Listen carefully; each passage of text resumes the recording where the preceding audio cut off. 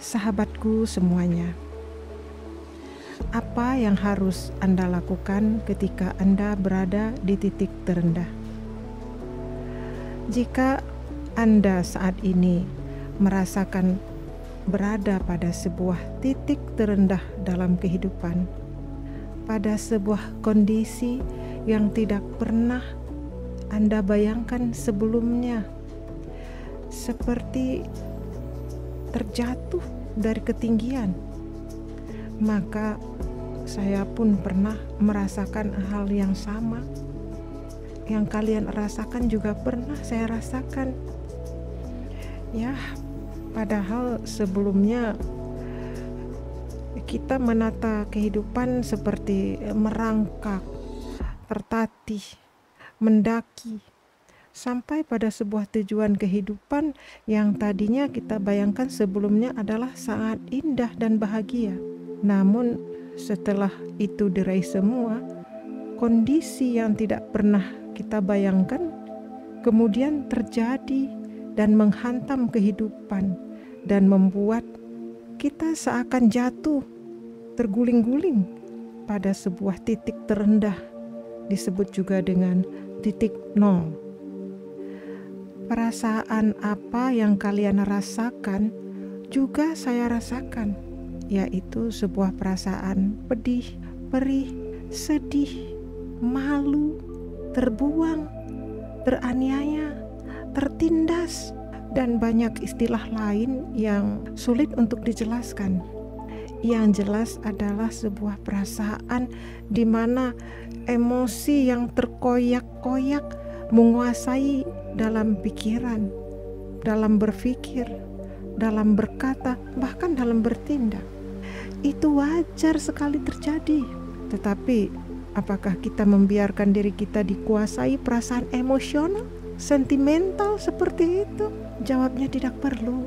Buang semua perasaan itu. Tapi itu tidak mudah. Iya, benar, itu tidak mudah. Ini bukan teori. Ini kenyataan. Iya, ini kenyataan. Justru karena ini kenyataan, kita harus bangkit kembali dari titik nol tersebut. Tentu saja kita kembalikan semua ini pada takdir, bahwa hal buruk itu memang harus kita lalui. Kemudian katakan bahwa Tuhan tidak akan menguji hambanya melebihi kemampuan hambanya sendiri.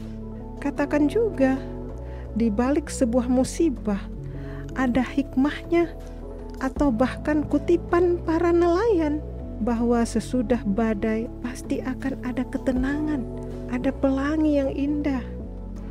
Nah, jika dasar ini sudah kita pahami, maka yuk kita perbaiki apa yang telah rusak tersebut. Bangkit dari keterpurukan adalah hal yang sangat sulit, tapi jangan katakan sulit, karena banyak orang yang sukses malah ketika orang tersebut menderita tekanan dalam hidupnya.